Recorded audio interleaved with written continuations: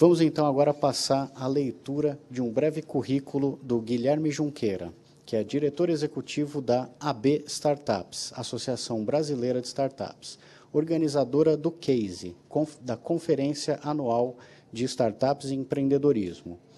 Palestrante no TEDx, faz curadoria de empreendedorismo na Campus Party, é professor convidado na ESPM, cursou administração e especialização em gestão da inovação, começou sua primeira empresa, a Clique Bairro, ainda na faculdade. Também foi trainee da Ambev, gerente da incubadora tecnológica de Campo Grande e country manager da startup israelense Bizabo. Vamos assistir a palestra do Guilherme sobre como as startups vão mudar seu jeito de pensar em inovação. Bom dia, gente, tudo bem? Bom dia para quem está assistindo aí, é sempre diferente, né? Tem que sempre lembrar que tem um público em casa. Queria fazer uma pergunta antes de começar aqui para vocês. Levanta a mão aí quem lembra a última vez que locou um DVD para assistir em casa. Ninguém lembra? Tipo, ano passado alguém locou um DVD? Locou? Ó, o Aguni aqui, ó, resistente. Alguém tem pendrive? Pendrive. Qual foi a última vez que vocês mandaram SMS? Quem lembra? Agora? Tá sem internet? Qual foi a última vez que vocês se hospedaram em hotel?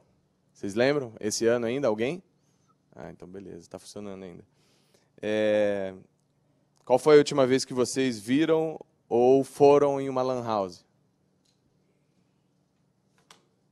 Não? Faz tempo? Eu lembro, eu ia imprimir. Eu estou perguntando essas coisas porque é uma coisa engraçada a gente ver como o mundo muda e a gente não percebe.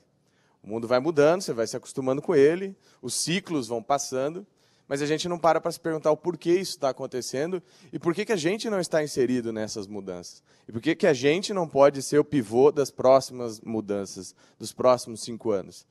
E o que eu vim falar um pouquinho para vocês é como vocês estão inseridos e nem sabem disso, e como vocês são extremamente importantes dentro desse ciclo, desse processo, e podem sim ser os pivôs, os pioneiros nesse tipo de inovação. A gente tem um ciclo que é muito legal quando você vê algumas barrigadas de inovação, que 2,5% das empresas e das pessoas são os inovadores. São os Steve Jobs da vida, são os caras que criam, incomodados com alguma coisa que já existe, ou totalmente visionários para algo que ainda não existe. 13% das pessoas são aquelas early adopters, que a gente chama, que são aquelas pessoas que vão lá e ficam na loja da Apple, no Shopping Morumbi, horas e horas para entrar numa loja para não conseguir comprar nada, mas vai explicar, ele quer ser o primeiro. Ele quer mostrar para o amigo dele que tem um iPhone, que parece uma tábua de cortar legume, né? Aqueles celulares cada vez maiores. Mas o que explica isso, né? O cara quer realmente ser um adotador de inovação. E 32% somos nós, somos uma grande massa que acaba se entregando e não tendo jeito. Quem tem WhatsApp no celular? Muito mais mãos levantaram. Quando eu perguntei do SMS, não levantou. Vocês sabiam que, pelo WhatsApp, as companhias telefônicas tiveram mais de 50% da sua receita de SMS cortadas? Justamente pelo fato de um inimigo invisível que ninguém viu.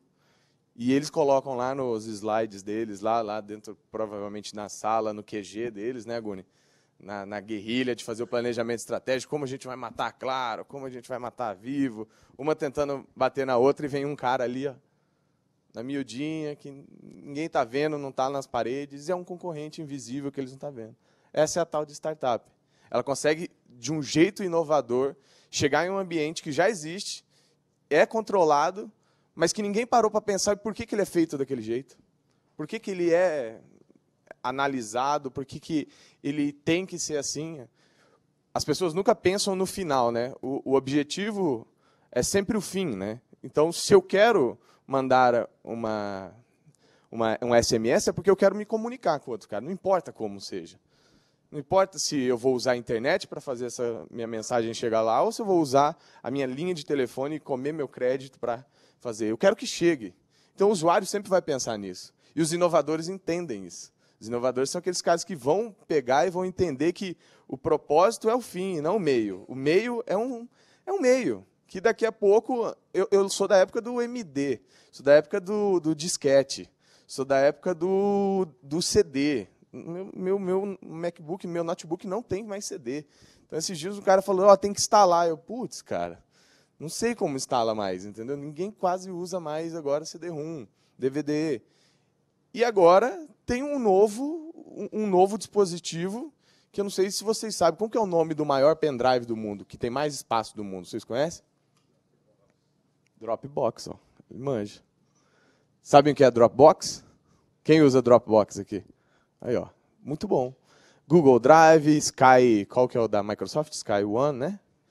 Sky Drive. Cada um tem o seu pendrive gigante, que significa que seus dados estão muito mais seguros e tem muito mais espaço para ser armazenados se eles estiverem lá na nuvem. Ó. São Paulo, a gente às vezes tem dificuldade que não tem nuvem, porque não chove. Mas existe uma nuvem que ninguém vê, chamada cloud, que a gente brinca bastante, né? Tem duas figuras muito importantes, né? Quando você trabalha com web, trabalha com inovação digital, que é o Edward e o Cláudio. Porque você pensa que é duas pessoas, mas Cláudio é as nuvens e o Edward é o AdWords, que é aquelas publicidades chatas que você fica vendo no Google, sabe? Antes de você ver o vídeo no YouTube, você tem que ficar pulando. Então, aquilo chama AdWords, né? De advertising. Então, são cenários diferentes, são inovações que a gente não vê e que esse Edward, que esse Cláudio está trazendo para a gente e a gente, às vezes, não percebe.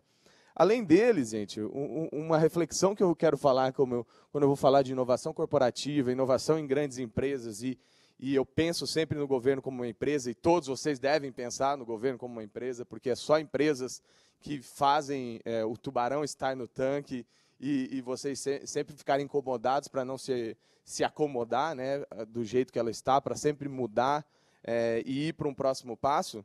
Eu pergunto para vocês, quem é o detentor da maior rede hoteleira, rede de leitos do mundo? Vocês conhecem o nome dessa empresa? Como? Arcor, alguém falou Arcor e alguém falou Airbnb. São os dois concorrentes. A diferença é que o Airbnb nunca comprou um tijolo, nunca fez um hotel. E hoje ele é o maior do mundo, maior que a Arcor, que tem a rede Ibis, que tem a rede Fórmula 1, que tem uma porrada de hotel, tudo próprio. Ela teve que comprar, teve que ir lá, teve que construir aquele monte de tijolo lá que fica imobilizado. E o Airbnb simplesmente é uma rede onde você encontra pessoas que têm os seus quartos disponíveis. Então, pessoas, assim como você entra num táxi, você não conhece o taxista, conhece? Você também não conhece o dono da casa onde ele tem a disponibilidade de um local. Então, faz todo sentido do mundo eu ficar na casa dele por uma noite, por 2 noites, porque eu faço relacionamento, ele vai me tratar muito melhor do que o tiozinho que está prestando serviço para mim, está emburrado lá, porque brigou com a esposa e está lá no caixa do hotel. Ele não vai fazer dessa forma, porque ele já me considera como um amigo. Ele vai me indicar várias coisas, vários locais para onde eu vou visitar, já é quase um guia. E eu vou pagar muito mais barato por estar ficando na casa dele, não tem todo aquele luxo desnecessário que às vezes você tem num hotel. E também com a privacidade que você precisa de um hotel, porque você fica dentro de um quarto. Então, esses carinhas começaram um negócio lá em Nova York e hoje são a maior rede de hotéis, rede de leitos para você dormir no mundo. Então, eles nunca construíram um hotel. Quem é o maior detentor de frotas de carro do mundo? Quem conhece? Uber.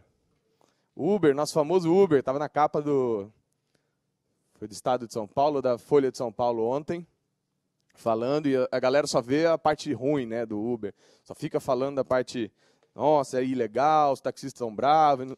Cara, é dar murro em ponta de faca, gente. Não adianta ir contra toda a maré, entendeu? É como se você falasse, não, internet não vai ser legal, porque vai tirar as conexões das pessoas. Não, gente. Está mudando. Uber é um dos maiores empregadores de São Francisco. De São Francisco inteiro, o tamanho daquela cidade, ele é um dos maiores empregadores. O Uber é um cara que tira muito carro da rua, porque agora você tem a facilidade, você tem todo aquele conforto, e às vezes você para pensar, faz a conta, você fala, não compensa tirar meu carro da garagem. porque o custo que eu tenho de tirar ele da garagem é muito melhor eu ir com um chofer, um negócio muito legal e mais barato que sair com o meu carro. O Uber é o cara que diminuiu imensamente os acidentes de trânsito dos Estados Unidos por conta que os jovens não vão mais embriagados para casa, porque tem Uber. Para que eu vou com o meu carro? Agora eu posso ficar bêbado, não preciso ficar no Waze procurando onde vai ter blitz para se esconder. Os policiais sabem bem como dá trabalho essa gurizada. Não seria muito melhor eles estar voltando de Uber para casa, de Easy Taxi, de 99 Táxi, enfim, qualquer que seja. Eu não sei se vocês sabem, mas o CEO da Sky falou num evento aí do Grupo Lead, do João Dória, falou assim, a Sky está passando por uma reformulação, inovação está no nosso DNA, não sei o que lá. Aí fizeram uma pergunta que eu acho que ele não curtiu muito, não. Falou assim, como você vê a ameaça do Netflix? Vocês conhecem o Netflix? Quem conhece o Netflix? Levanta a mão. Netflix é um site, uma plataforma web, que ela funciona como se fosse uma TV a cabo, só que pela internet. Você tem lá os programas, tem programa que sai toda terça-feira, toda quinta-feira, mas tem uma porrada de série que você assiste a hora que você quiser. Não é controlado por um cara que acha que, terça-feira à noite, quem que vai estar em casa? Eu acho que eu vou passar esse filme na tela quente. Ele acha por você. Mas é você que quer escolher, você que sabe as suas preferências. Às vezes você não gosta de terror. E o que você faz? Muda para o ratinho? Então, você escolhe, você sabe, você tem o controle. É isso que a gente chama de on-demand. É sob demanda, a minha demanda, eu escolho. E aí o Netflix criou isso e é um dos maiores canais de TV, canais de audiência, né, do mundo hoje, porque ele amedronta muito também essas televisões. A principal concorrente dele chama HBO. E o cara da Sky teve a ousadia, um empresário, bem, né, descolado, tal, teve a ousadia de falar assim, não, Netflix a gente não se preocupa com eles não, porque se eles derem muito trabalho a gente compra eles. E eu queria pegar o gráfico, até trazer para vocês, e colocar o valuation da Sky, a possibilidade de crescimento da Sky, e valuation do Netflix, e colocar o crescimento do Netflix nos próximos anos. Vocês vão ver que é totalmente o inverso que vai acontecer. Mas o Netflix não quer, ele sabe que o cara vai morrer, então fica aí, fica falando. Então, esse tipo está fadado. Foi engraçado o Alexandre falar aqui que a Telefônica sabe que o negócio dela não é um negócio do futuro. A Abril acabou de dar demonstrações imensas de como está difícil o negócio de mídia. A Info, que é a principal revista de tecnologia, high-tech, ela não é mais impressa. Ela já foi para o digital. Daqui a pouco é a Veja, daqui a pouco são os jornais. Qual vai ser a nova forma de mídia? Então, é um negócio difícil você pensar nesses próximos 10 anos, mas se você não pensar, você vai ficar para trás. Você vai ser um desses Kodak da vida, engolido pelo resto que vem e atropela. Então, por isso que eu falo, é dar murro em ponta de faca. Tem muitas dessas coisas que acontecem e você não vê. E ainda falando desses inimigos invisíveis, por exemplo, por que vocês acham que o Google comprou o Waze? Alguém chuta?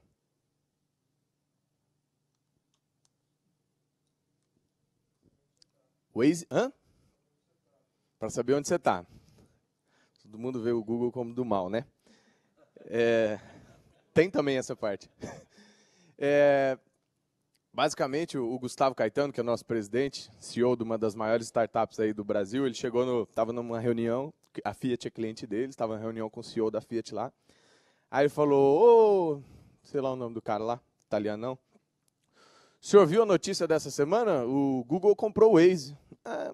Fiquei sabendo aí, mas não entendo esses bilhões que essas empresas valem, não sei se compensa esse trem não sei o quê. Aí o Gustavo falou assim, o senhor sabe que o senhor que devia ter comprado, né? É a Fiat que devia ser dona do Waze. Mas por quê? O que tem a ver? Nosso negócio é carro, nosso negócio é transporte, não sei o que lá. Sabe por que o Google comprou o Waze? Porque o Google está desenvolvendo o iCar. Eu acabei de voltar da NASA e eu vi que aquele carro vai dominar o mundo. É um carro automático, ele não precisa de gente, não precisa de motorista. Você entra dentro do carro, é igual pedir táxi, só que o carro chega na sua casa, ele já sabe as rotas, já sabe o espaçamento de rua. O Google foi aquele que foi lá e mapeou as ruas e fez o Street Map. Agora ele tem a maior inteligência do mundo de mapas. Ele sabe exatamente quais são as ruas e onde ela vai andar. Inclusive a faixa que você tem que andar. Inclusive quais são as regras de trânsito para você não fazer cagada. E agora ele junta tudo isso com um carro inteligência, com inteligência totalmente artificial, e aí você fala que ele não vai ser seu concorrente? Então a Fiat está pedindo para apanhar, entendeu? Então o Gustavo foi lá, jovem, empreendedor, assim como os nossos mais de 3.000 startups que estão dentro da nossa base, são totalmente brasileiras, boa parte das que ele falou também está com a gente. São essas empresas que estão sendo disruptivas, estão mudando o mundo. Então, isso é uma pequena análise que eu queria chamar a atenção de vocês, para vocês abrirem os olhos, porque o mundo ali fora está acontecendo, está mudando, e vocês têm que estar inseridos nesse mundo. E, principalmente, serem os pioneiros dessas mudanças.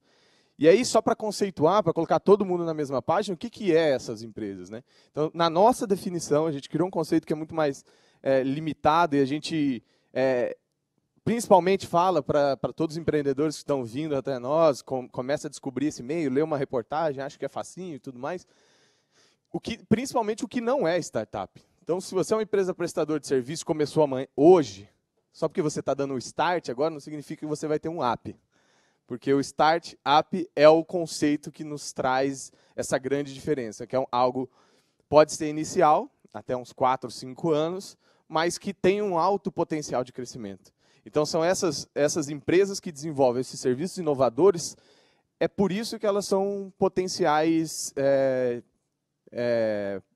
setas de crescimento absurdas, assim, sabe? Que você não consegue entender o porquê um Dub Smash que lança num dia, em 2 dias, tem 7 milhões de usuários, fazendo aquelas palhaçadas que um monte de gente no Facebook de vocês provavelmente mandou, que é ficar dublando um áudiozinho de alguém que está falando, e, enfim, isso é uma startup.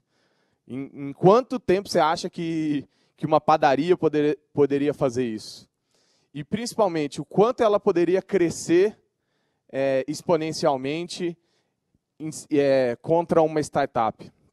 Uma startup consegue trazer as suas receitas exponencialmente, mas continuar com as suas despesas um pouco mais lineares. Enquanto uma padaria, se eu quiser crescer amanhã o meu negócio de atender 500 clientes por mês para passar a 1.500 por mês, o que eu vou ter que aumentar dentro da minha padaria? Mão de obra, marketing, infraestrutura, não cabe mais as mesmas pessoas, matéria-prima. Então, é tudo diferente. Então, por isso que startups têm esse viés. E a gente lá trabalha principalmente com startups digitais, que são essas que possibilitam isso. E digitais é software, é hardware, é laboratório, é biotecnologia, é clean tech, é mobilidade, que usam vários dispositivos. Hoje a gente trabalha muito já com um tema que está em foco, que é a internet das coisas, ou seja, hardware conversando com software e os dois interagindo para fazer uma casa melhor, para fazer uma empresa melhor, para fazer seu carro ser melhor.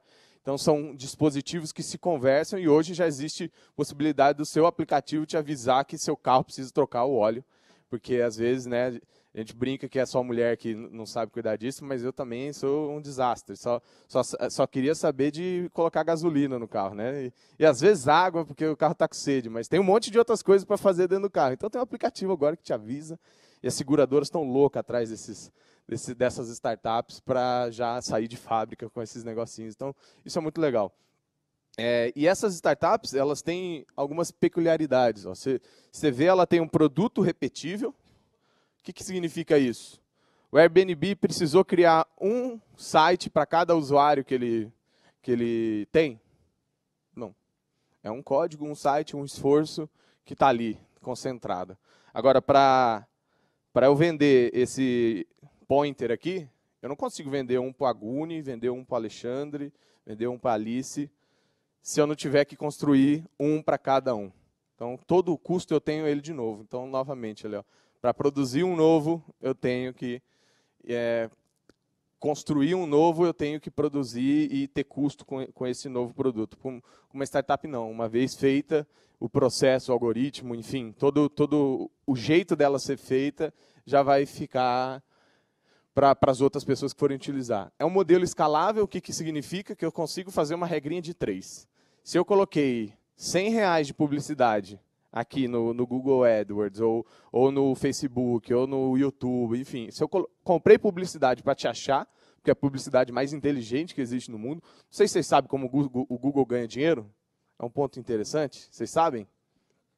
Link patrocinado, AdWords. Mas como isso funciona? Pensa, eu gosto de uma analogia muito boa. Pensa que você tem uma floricultura. Aí você tem que divulgar essa floricultura. O que você faz? Panfleto. Aí eu vou lá no semáforo ali em perto e começo a entregar um monte de panfleto para todo mundo que está no carro. A grande diferença do Google Ads, o que ele vai fazer é que você vai ver um semáforo, vai ver 100 carros parados, o Google Ads vai te falar assim, desses 100 carros, só 4 dessa fila aqui querem comprar, então entrega só para eles esse panfleto. Porque amanhã é aniversário da esposa dele, semana que vem é dia das mães, não sei o que lá, o cara vai casar, sei lá, tá em falta com a esposa, tem que comprar uma flor, enfim. Então, o cara vai identificar certinho quem é o cara e vai fazer você ir certinho nesses caras. Como ele faz isso? Porque ele identifica quem está buscando isso. Então, se você está lá no Google procurando floricultura no Santo Amaro, ele vai lá e vai te mostrar, oi, estou aqui. E vai te mostrar primeiro que todos os outros. Então, é o preço que você paga para aparecer mais do que os outros. E a cada clique que você dá naqueles negocinhos amarelinhos, debita um crédito que o cara colocou. Assim como o celular pré-pago, você vai lá e coloca R$100 de crédito no Google. Faz essas publicidades, o cara clica, debita 25 centavos. Clica, debita 50 centavos. Enfim, depende do nível de concorrência. Por exemplo, palavra-chave como marcas e patentes, que tem muita gente disputando isso na internet, chega a R$2.000 por clique, se você debitar, porque a concorrência é gigante. Enfim, então, tem várias dessas possibilidades. E a parte de investimento não necessariamente significa que você vai só abrir um site e ficar lá de meia na sua casa sem fazer nada.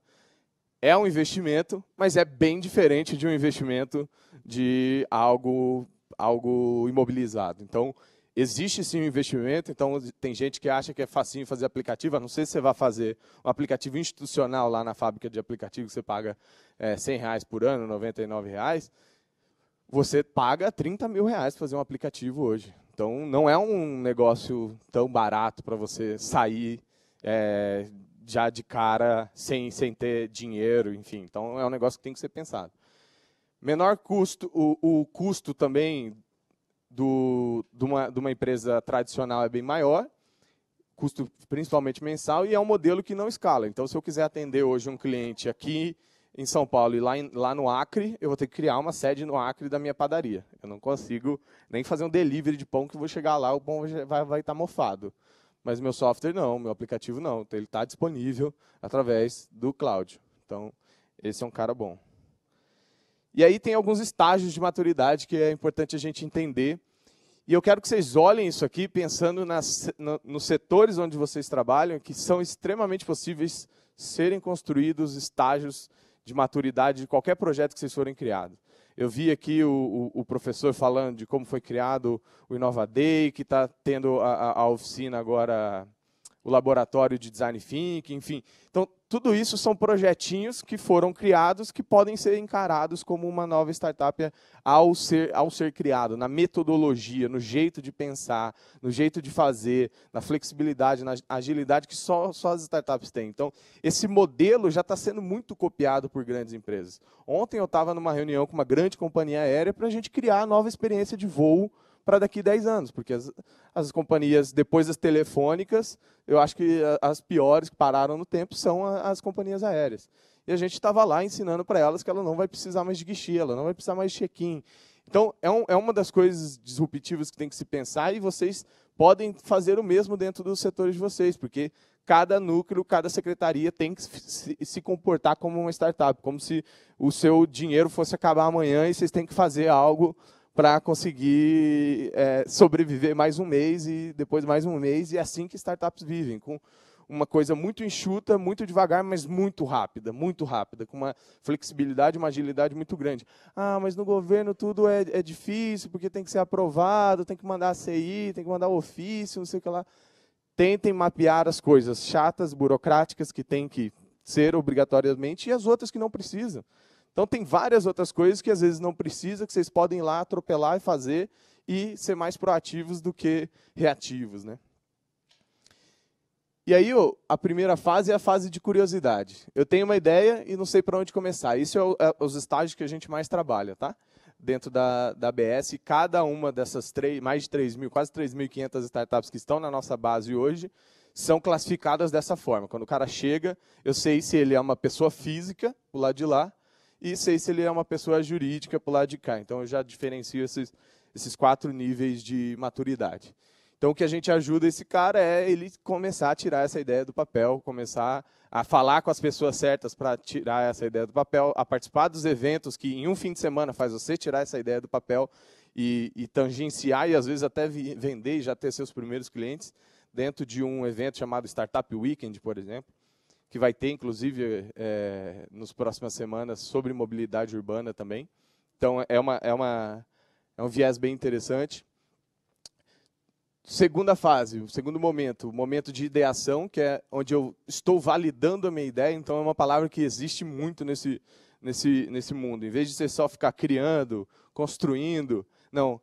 A palavra de ordem, quando você for falar de startups, é validação. O que significa? Eu vou validar uma ação. O que é validar uma ação? É perguntar se alguém vai usar.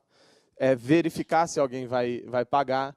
É testar antes de construir. Então, tem exemplos muito, muito bons de, por exemplo, o cara falou assim, eu quero criar um aplicativo de checklist. Checklist para tudo. Pô, eu vou viajar para a Venezuela, o que eu preciso levar? Está ali um checklist. Eu vou fazer um chá de bebê, o que eu preciso fazer um chá de bebê? Qualquer checklist. Pô, mas está muito grande essa ideia. Vamos começar pequenininha? Vamos testar ela pequenininha? Então vamos. Vamos só para fazer para eventos, então. Então, um aplicativo de checklist para eventos. Pô, mas eventos ainda é muito grande.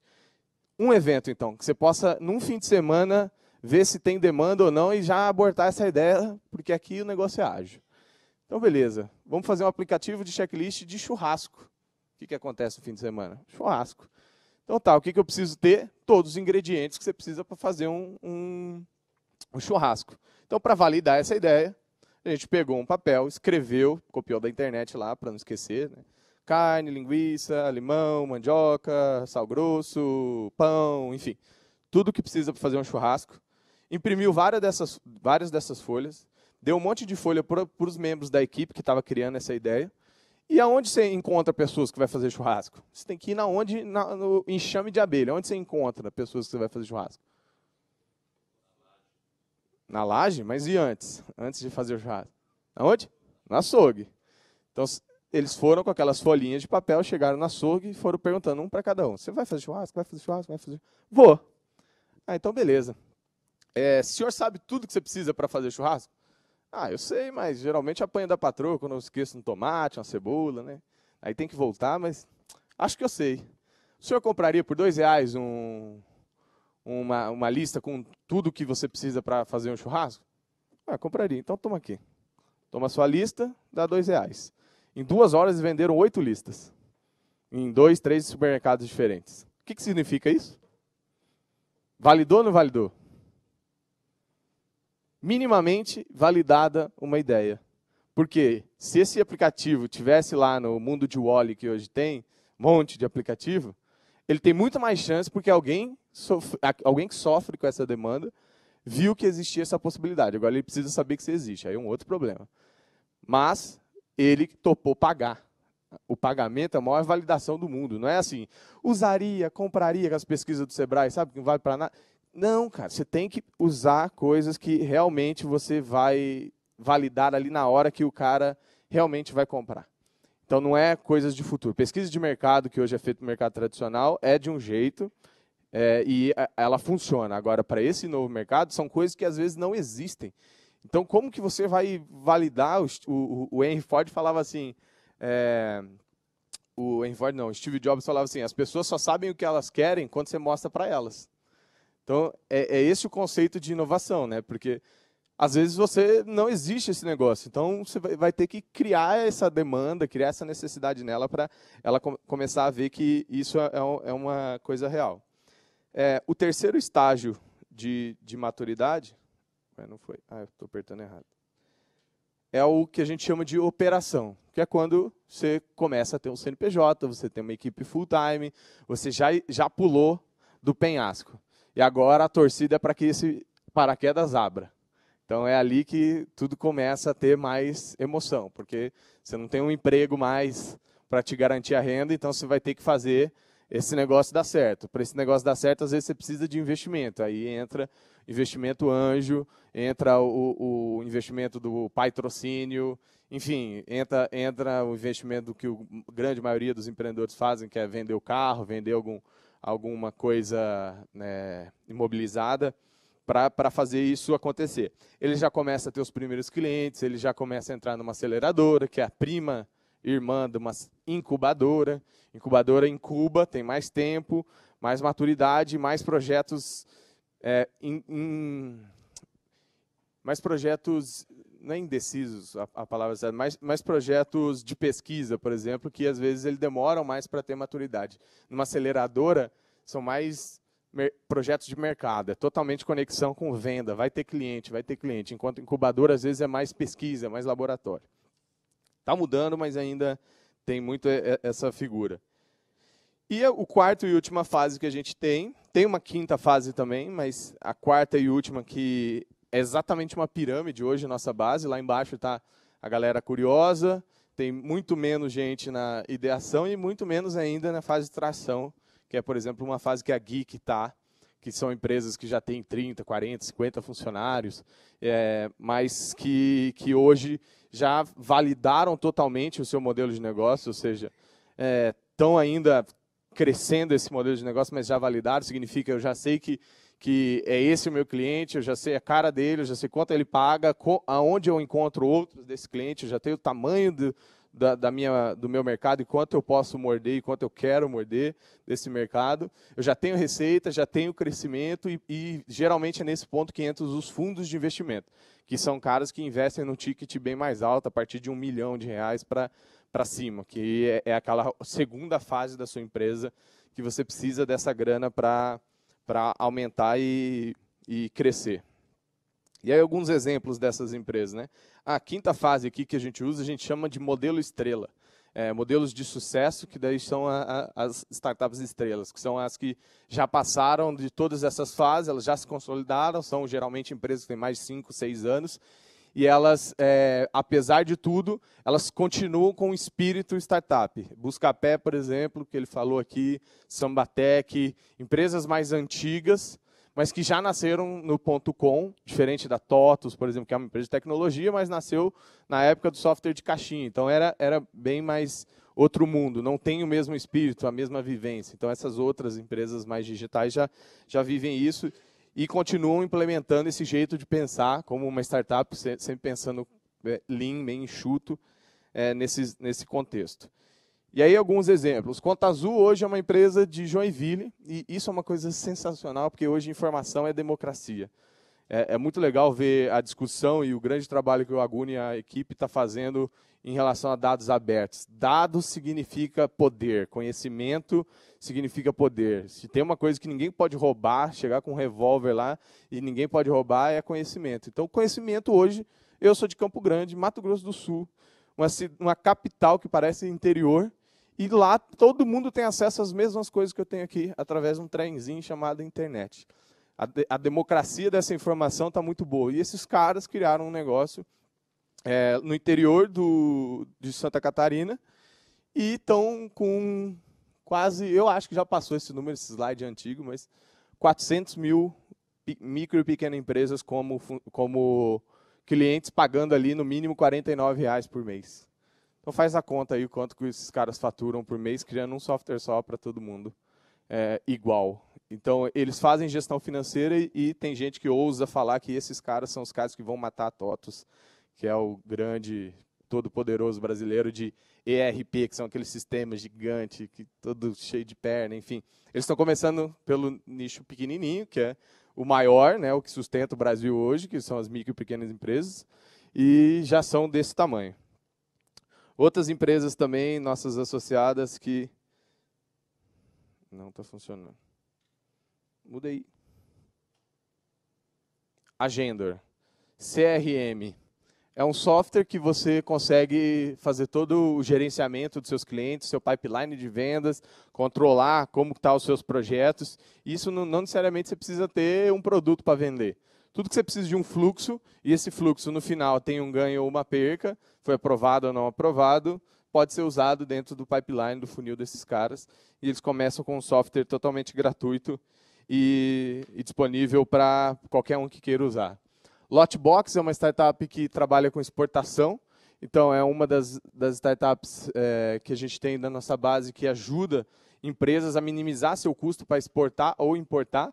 Por exemplo, o Aguni quer trazer lá um container de TechPix da China, mas às vezes você só quer metade do container, então você pode rachar com outro brasileiro que quer trazer, sei lá, um monte de secador de cabelo da China, e aí você pode rachar com ele o container, e aí você usa a plataforma dele para rachar. Como se estivesse rachando um táxi, mas você racha um container gigante com alguma coisa que você queira importar ou exportar.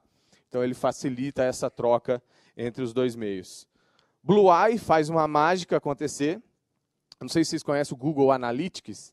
É um software do Google que ele analisa todo o seu site e te dá quem é o cara que entrou, de onde ele estava, qual é o navegador que ele usou ao entrar no seu site, se ele ficou, quanto tempo ele ficou, aonde que ele mais clicou, aonde ele visitou, enfim, ele dá tudo. Ele te fala o que aconteceu dentro do seu site, mas não identifica quem é esse usuário. Esse cara faz a mesma coisa para o varejo offline. Ele põe essas câmerazinhas instaladas em vários pontos de uma loja física. Então, pensa você entrando no shopping, está lá na Riachuelo. A Riachuelo já sabe que você é homem, que você tem 35 anos e que você ficou ali mais concentrado na área de calças masculinas. E isso tudo vai para o software dela e ele começa a analisar. E ele tem alguns pontos marcados nas lojas, que essas câmeras conversam, e aí, ao chegar nesse determinado ponto, ele sabe que você está indo, por exemplo, para o checkout, está indo para comprar. E aí ele cruza seus dados lá, que você vai dar provavelmente seu cartão de crédito ou seu crediário, enfim. Ele cruza e agora eu sei que é o Ricardo que está aqui comprando e ele foi esse o comportamento dele. Depois eu começo a analisar isso com vários outros dados e eu começo a ter padrões. Então eu sei que todos os homens de 35 anos são os caras práticos que param no lugar e vão para o caixa. Então eu posso tomar uma decisão que eu vou colocar as calças perto do caixa. Enfim, você pode fazer o que você quiser com esses dados e conseguir ter pesquisas muito rápidas de quem é o seu cliente, que hoje as franquias trabalham totalmente às cegas, ninguém sabe de nada, não anota, enfim, não tem inteligência nenhuma. Então, esses caras estão trazendo do digital, direto de Recife, para o mundo offline. Varejo também. Como impactar o varejo e principalmente desmontar. Esses caras é muito legal, que é uma startup que eu vi nascer, fui mentor deles desde o comecinho. E eles são os caras que provavelmente são alguém que vai fazer a Nielsen se mexer. Vocês conhecem a Nielsen? A principal empresa de pesquisa, de varejo, junto com a GV, faz bastante dos índices lá, de estudo. Esses caras acharam que isso não cabia só a eles, e eles faziam isso de um jeito muito errado. Não sei se vocês sabem, mas os caras da Nielsen ficam mandando consultor um monte de dia lá no mercado ficar anotando preço por preço. Então fica vendo os preços da gôndola, depois ele tem que passar aquilo para uma planilha, depois daquela planilha tem que fazer tabulação vira dado vira estatística, que vira reportagem que sai no Jornal da Globo. Eles demoram 20 dias para fazer o que esses caras demoram 5 minutos. 5 minutos contra 20 dias, através de um hardwarezinho. Ele instala no celular, coloca aqui assim, usando a câmera do celular, ele chega lá no... Sabe aquele leitor de preço? Aquilo lá é um software que tem todos os preços do supermercado. Então, para que eu preciso ir lá em cada gôndola se ali é o preço mais atualizado? Ele, com essa caixinha aqui, são alunos da USP que criaram isso lá dentro e patentearam. Criaram uma caixinha aqui que é um simulador de código de barras. Então, tem uma base gigantesca de dados, de códigos de barra, que você consegue ver todos os produtos que têm código de barra e são vendidos no Brasil, por exemplo. Ele inseriu tudo aqui e ele vai simulando isso, coloca isso do lado do leitor e o leitor fica pup, pup, pup, e a câmerazinha fica lendo. Então o cara fica parado ali. A câmera reconhece e unifica o preço que ele está aparecendo com o código de barras. Então eu sei que o leite é R$ 1,90, o arroz R$ 5,80 e vai fazendo esse casamento de preços, e no final eu tenho uma planilha, uma estatística totalmente feita. Bom, como eu estava falando, a gente estava falando de inovação no varejo, e uma das coisas mais legais que a gente encara e vê é como grandes empresas e principalmente empresas públicas também têm uma grande dificuldade de receber essa inovação, né? Porque por mais que é um negócio muito legal, às vezes você não está pronto para receber. Então, os próprios supermercados tiveram dificuldade de aceitar isso. Porque a leitura do preço é uma coisa que é dever do cidadão, é um direito público, que você tem que ver o preço. E ele estar hackeando ali gerou alguns incômodos em algumas pessoas que meio que expulsaram eles do mercado, chamaram a polícia, enfim, então tiveram alguns acontecimentos até que eles conseguiram uma parceria com o Procon, uma parceria com essas empresas que contratam pesquisas, enfim. Então hoje os caras estão gigantes, atendendo até o Walmart aí, que agora não precisa ter esse jeito arcaico que era feito as coisas, então põe a tecnologia para trabalhar ao seu favor. Então, o que se resume de tudo isso é que a inovação deixou de ser algo desejável, né? Então, ele torna a utilizar mais o ação do que o inove, né? O inove, ação. Então, tem que fazer mais ação do que só pensar. E ele tornou uma coisa obrigatória. E hoje ele é sinônimo de diferencial competitivo. Então, quem não tem inovação acaba ficando para trás. Ele é sinônimo de aumentar lucro, diminuir custo e entregar principalmente mais valor à sociedade ou ao seu cliente. Então, inovação é tudo isso tangibilizado em ações, em pequenas ações. E apesar da grande necessidade que tem inovar, é o que eu falei, as empresas às vezes não estão tão preparadas porque ela não tem um ambiente que está receptivo a isso. Ambiente significa não ter limitações, não ter coisas que tem que se encaixar no padrão e você acha que aquilo está certo, como a gente chegou ontem lá na companhia aérea e falou, quem falou que check-in é uma coisa necessária? Ah, tem problema na segurança. Não, você precisa do fim. Lembra que eu falei no começo? Você precisa do fim. Você precisa... Por que o transporte público, o único no mundo que você compra e você tem que ir lá dizer que, beleza, eu vou. Caramba, você comprou, você vai. Passagem de ônibus, você compra, você faz check-in, fala, oi, eu vou no ônibus. Mas avião você tem que fazer. Então, coisas assim têm que ser questionadas. Você não vai? De ônibus? Não, então, de avião precisa. Mas é um dos únicos transportes no mundo que você precisa ir lá e falar que você tem que ir, que você vai. Como não? Check-in existe para tudo e é obrigatório. Sim, esse é outro problema, mas isso é se confortar e tentar achar um meio mais fácil de fazer o check-in, que é o que elas estão tentando, mas não conseguem. E nem um aplicativo decente para você fazer isso, nem totens disponíveis para você fazer isso, às vezes tem. Então, a discussão é, vamos fazer melhor o jeitinho que já é feito, e esse é o grande problema de pensar em inovação, porque você tenta resolver um problema que já está lá e não tenta descobrir a raiz desse problema ou o entregável final que você precisa ter, e esse é o problema que não está deixando esse entregável final. Um exemplo, por exemplo, eu falando com as meninas aqui, eu mandei um PDF, ela, não, tem que ser, a palestra tem que ser em PPT. Ou seja, limita o jeito e o escopo de fazer isso acontecer. Tem que ser assim, tem que ser desse jeito. Lógico que tem toda a explicação de formatação, de programa, mas são pequenas coisinhas dentro de grandes empresas que às vezes não deixam ela fazer. Então, quem falou que o check-in tem que existir, tem que ser necessário? Então, só o fato de você repensar e discutir isso já faz você pensar em inovação muito mais disruptiva do que incremental, como hoje é feito, entendeu? Então, isso é uma coisa que realmente acontece muito nas empresas. E aqui está um diagnóstico muito bom e muito claro de como essas coisas acontecem. Você vê ali, tem 3 bloquinhos, né? 3 quadrantes que diferenciam as coisas que são dentro do core, ou seja, coisas que eu posso fazer dentro do meu próprio negócio. O que são coisas adjacentes, ou seja, eu posso fazer paralelo, eu posso ir levando e ela tem um certo fit com o meu negócio. E a terceira é as coisas totalmente novas, disruptivas, fora da caixa, que eu posso fazer, que não necessariamente são parecidos com o meu negócio, mas no final tem algum retorno, seja ele financeiro, de branding, de cross-innovation, de alguma forma. E do lado de cá, você tem as descrições dos tipos de inovação, os tipos que hoje são mais comuns dentro das empresas. Você tem lá embaixo o setor de P&D, pesquisa e desenvolvimento. Você tem em cima um setor de aquisições e fusões e aquisições.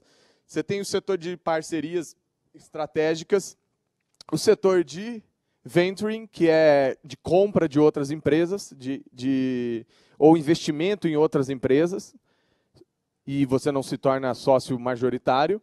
E você tem as incubadoras de negócio, que são células lá dentro que você cria para criar novos negócios, que tem budget próprio, orçamento próprio, como fala? Autonomia própria para criar novos negócios, mas dentro de uma outra estrutura, como uma célula ali.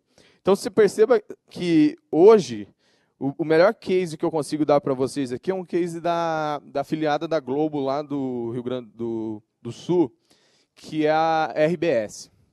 A RBS é um grupo de mídia, é um grupo que tem jornal, tem mídia impressa também, e eles perceberam, alguns anos atrás, que esse mercado deles, assim como a Abril percebeu esse ano, que esse mercado está fadado a ser reinventado, né? Não ao fracasso, mas ser reinventado, porque existe um grande poder em cima dele. Mas ele começou a pensar diferente. E ele começou do básico, fazendo coisas dentro do core business dele, que era, cara, vamos inovar aqui dentro e vamos começar a repensar. Então, transformou tudo, o conteúdo, deixou mais disponível, mais transparente, com dados mais abertos sobre a própria programação dele, tudo no digital. Então, já começou uma adaptação interna, que é fazer o básico. Dentro de casa tem que ser obrigatório.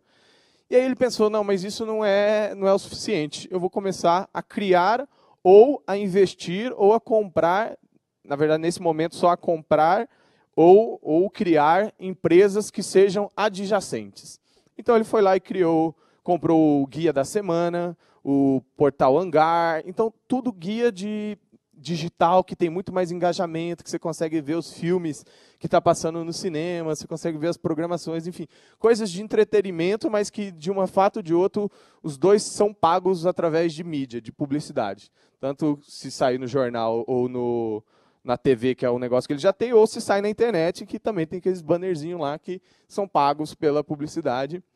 E aí ele começou a investir nesses negócios. E aí tem vários outros portais que eles começaram a fazer. Num determinado momento, ele falou, eu tenho que ser ainda mais disruptivo e tenho que ir para a terceira caixinha. Eu tenho que ir para a caixinha de fazer o novo, de fazer coisas extremamente diferentes e não necessariamente paralelas ao meu negócio.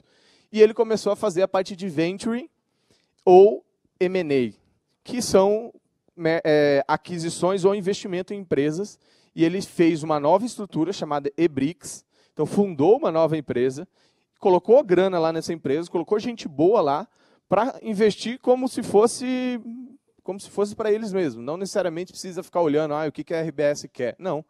Hoje, esses caras têm um portfólio gigante, que vai desde empresa que cuida de pet shop, empresa que cuida de vídeo online, e o maior e-commerce do mundo, eles são os principais investidores. É um e-commerce o maior e-commerce de vinho do mundo, tá? Desculpa. O maior e-commerce do mundo chama Amazon. Não, chama Alibaba. Tá quase passando. E até me perdi depois dessa. Tá. O maior e-commerce de vinhos do mundo chama Wine, é lá do Espírito Santo, e tem a RBS, que, através da eBricks, investiu, e hoje é um dos principais investidores deles. Então, você vê que eles percorreram todas as jornadas e conseguiram inovar pensando nisso. Então, dentro da área de vocês, o que é core, o que é novo, e o que é adjacente e o que é totalmente novo?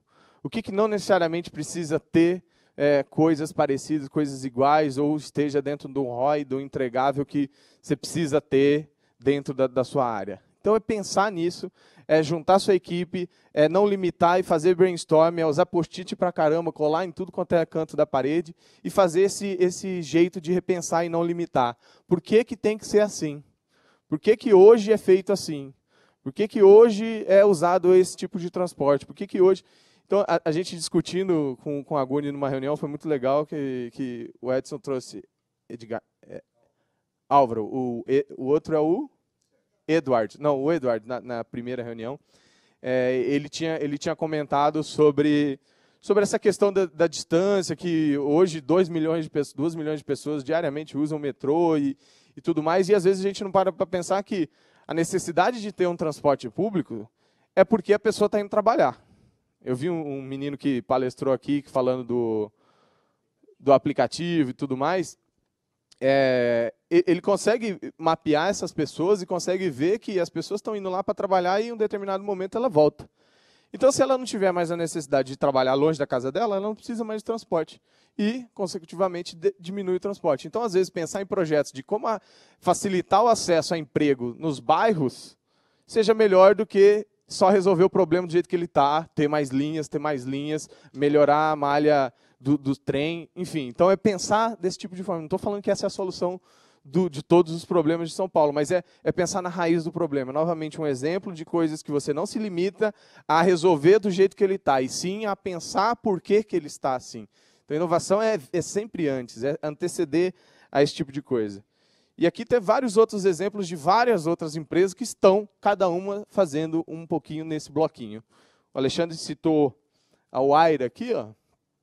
Olha lá, é a primeira que eu citei. A Vivo criou em 14 países onde ela tem atuação através da Telefônica, aceleradoras que vão lá e pegam empresas que não necessariamente têm a ver com o core dela, mas se tiver melhor, para ir lá investir nessas empresas e pôr um dinheiro da própria Telefônica nessas empresas para virar sócias, porque vai que daqui a pouco essa empresa é o novo Twitter. Então isso já está acontecendo e ela tem bons investimentos e bons resultados através disso.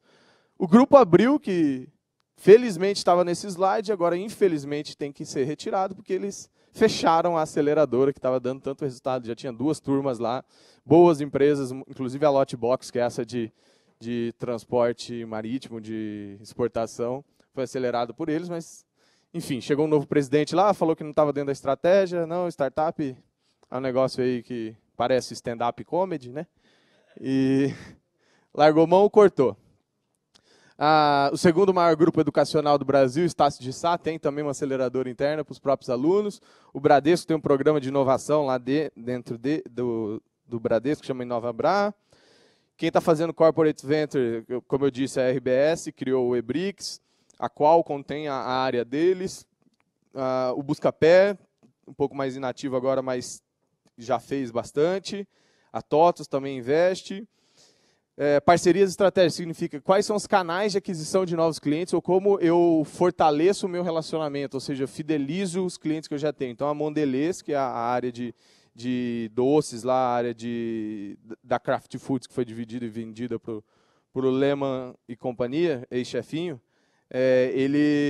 eles fizeram um desafio chamado Mobile Features, que você podia usar, como startup, você podia usar as marcas House, Trident, Oreo, para fazer qualquer coisa dentro do seu aplicativo. Então, eles selecionaram um aplicativo para cada marca para fazer ações, e aí fazem um tipo de engajamento. Isso significa que ele está dando a oportunidade para startups conseguirem grandes clientes, grandes marcas, e, ao mesmo tempo, ele inovar fazendo ações criativas que não necessariamente veio dentro da área dele. Então, ele terceiriza a inovação nesse caso. O Grupo Stefanini também tem uma área de startups de parcerias comerciais. Tecnisa está fazendo também. Então, você chega lá com projetos na área de construção civil, na área de venda de imóveis, enfim, tudo dá para fazer. A Siemens também está, a Mastercard também está. Quem já está fazendo aquisições e fortemente, a Movile é uma das maiores empresas de aplicações mobile do Brasil, e ela recentemente recebeu um investimento de mais de 120 milhões de um grupo sul-africano, que é o mesmo grupo que investe no Buscapé. Múltiplos, que é aquela de fidelidade da TAM lá, que era da TAM e fez um spin-off. O UOL compra bastante, inclusive uma startup lá da nossa terrinha foi comprada pelo UOL, chama Portal Educação, foi comprado lá de Campo Grande. Mercado Livre, B2W, que é dona da Americanas, dona do Submarino. Cenova, que é dona da Casa Bahia, dona do Ponto Frio, dona do...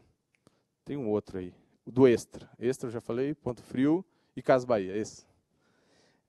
E a Natura, que faz o basicão lá, que é o P&D, que ela faz muito bem, dá aula com Natura Labs lá, trazendo várias coisas, tanto para as consultoras, quanto para produtos, para embalagem, para perfumaria. Eles acabaram de lançar um edital que eu acho que vai até dia 4 agora, junto com a Amprotec, com chamadas de inovação, principalmente de pesquisa nessa área de perfumaria, de farmacêutica e tudo mais. 3M e P&G, que são as líderes aí que estão em todos os cases quando você fala de inovação. Então, para finalizar aqui, o que eu queria deixar de recado era que a inovação, em todas essas iniciativas que eu disse, ainda é um desafio, então para eles não é porque eles já estão fazendo que é fácil, estão sempre buscando resultados. Resultados nem sempre são tão imediatistas e tangíveis assim a curto prazo, então são apostas que são feitas para deixar legado. Então, hoje, quanto menor esforço possível, né, e que essas atividades não se conflitem com o dia a dia do que as empresas estão fazendo, melhor. E o que as startups vêm a contribuir é fazer com que isso aconteça de uma maneira mais rápida. Então, a abertura de portas por parte dessas empresas para pelo menos enxergar startups como uma fonte, pelo menos, de conversa, de troca de ideias, já é um grande ganho para qualquer empresa pública ou privada que queira fazer algo desse sentido acontecer. Porque desse lado aqui a gente tem mais de 3 mil startups, que a grande dificuldade dela, o Alexandre colocou muito bem aqui, é vender para vocês. É vender para grandes empresas. Então, a dificuldade de acesso ao mercado por essas empresas é gigante, porque, primeiro, ela não tem muito dinheiro, segundo, ela não tem muito contato, terceiro, quando ela tenta fazer esse contato, é uma escadinha que às vezes não tem fim, e o que a gente sente é que os dois lados, aqui está o segundo andar, aqui está o térreo, e aqui está uma escada rolante descendo, e aqui uma escada rolante descendo. E a sensação é que tanto a empresa quanto a startup estão uma de cada lado tentando subir a escada descendo.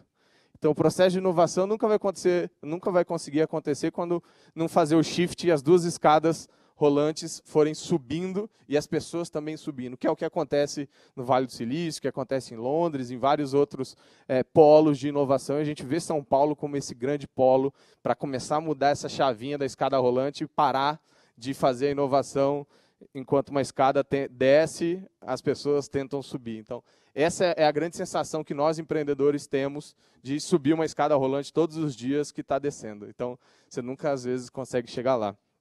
E, dito isso, uma das iniciativas muito bacanas que a gente tem feito dentro da ABS é um projeto que chama Pitch Corporate, que é uma iniciativa de acesso ao mercado, onde a gente traz essas grandes empresas que querem começar a inovar, porque de todos aqueles pilares, todos aqueles eixos lá que eu falei que uma empresa grande inova, o primeiro delas é começar sendo uma cliente de uma startup, para começar a sentir isso com o menor risco possível. Porque se você não quiser mais usar, você para e simplesmente termina o contrato com ela. Então, o desafio agora é trazer isso também para o governo. Então, a gente trouxe a iniciativa aqui para o Aguni, foi muito bem aceita, muito bem recebida, envolvida com outras entidades, como o Sebrae e tudo mais, para que a gente consiga fazer um elo muito grande com o governo e consiga descobrir dentro das áreas essas necessidades que hoje a gente tem diversas startups, como ele citou, o Geek aqui, está louco para aplicar para os 5 milhões de alunos que o governo tem hoje. Toda a metodologia de ensino, metodologia de conhecimento que eles têm, e isso vai beneficiar bastante esse projeto, né? Então, ele acaba unindo sempre as corporações, tanto público quanto privado, com startups, de uma forma que a gente seleciona dentro da nossa base de dados as que mais têm aderência, têm fit, e coloca num palco as 10 melhores para apresentar, em 5 minutos cada uma, essas ideias, e aí no final rola o matchmaking, que é para realmente falar, eu tenho interesse, minha secretaria quer conversar, a Sabesp que tem interesse aqui, o Detran quer fazer uma campanha educacional de conscientização, poxa, vamos usar a sua plataforma, enfim. Então, fazer essas conexões e trazer essa realidade que hoje a gente vê gigantesca lá no mundo afora para o mundo público também, usando o grande poder de articulação e movimentação que o governo tem para fazer esses negócios inovadores acontecerem. A gente já fez várias edições desse evento, todas são segmentadas, já fizemos para a indústria têxtil, para a indústria de balas e doces, tivemos a Balduco lá, enfim, várias grandes empresas de audiovisual. Vamos fazer agora, dia 7, lá na Microsoft, uma edição de educação, só com startups de educação, provavelmente boa parte dessas que você citou vão estar lá, e as principais compradoras que estarão sentadas na plateia serão só as duas maiores do Brasil, que somam alguns milhões de alunos aí, que é a Croton, dona da Anhanguera, e a Estácio, que é a segunda maior. Então, a gente adoraria também ver todos os interessados, espalhem essa mensagem aí para que eles possam participar também. Todo mundo que é relacionado à educação dentro do governo está super convidado para estar lá também e descobrir essas soluções inovadoras que a gente vai apresentar lá. Teve várias empresas que já compraram soluções através desse nosso evento. Fiat, Globo, Iveco, Localiza, Saraiva, Balduco, a Mercedes, enfim, tem várias outras grandes empresas que compraram soluções de startups pequenininhas, que fizeram a diferença e hoje estão inovando. Então, todo voo que você pegar com a Azul hoje, você vai receber um e-mailzinho depois da Track Sale falando da sua experiência de 0 a 10, como que você avalia a sua experiência de voo. Você, com um clique, já deu o seu feedback, não fica respondendo aquelas pesquisas chatas pós-venda, né? Então, startups como essa estão fazendo parte do dia a dia de vocês e, às vezes, não dá nem para perceber porque elas estão por trás de grandes empresas. E um resumo, e eu deixo meus contatos aqui para que, se vocês tiverem interesse, é uma definição aí que o nosso CEO gosta de dar, que somos uma organização sem fins lucrativos com uma missão muito grande de fomentar esse ecossistema, ou seja, esse ecossistema cada vez mais ficar conhecido. Então, essa manhã está aqui a minha dedicação em fomentar isso para uma nova área, para o governo também enxergar esse mundo que está acontecendo lá fora. E hoje tem mais de 3 mil empresas, uma média de idade de 25 a 30 anos, empresas que já faturaram juntas alguns bilhões por ano e empregam mais alguns milhares de profissionais, e a gente está sempre na luta aí para conseguir continuar crescendo e aumentando a competitividade dessas empresas globalmente, né? Há um pouquinho dos nossos números ali na nossa base. E aqui estão meus contatos, eu agradeço imensamente pela oportunidade, pelo convite. Fica à disposição aí para qualquer novo papo mais profundo que vocês queiram ter, especificamente das áreas de vocês, workshop de inovação, tirar essas ideias da cabeça e botar em ação. Eu estou pronto para ajudar vocês e toda a ABS também à disposição. Muito obrigado, gente. Até mais.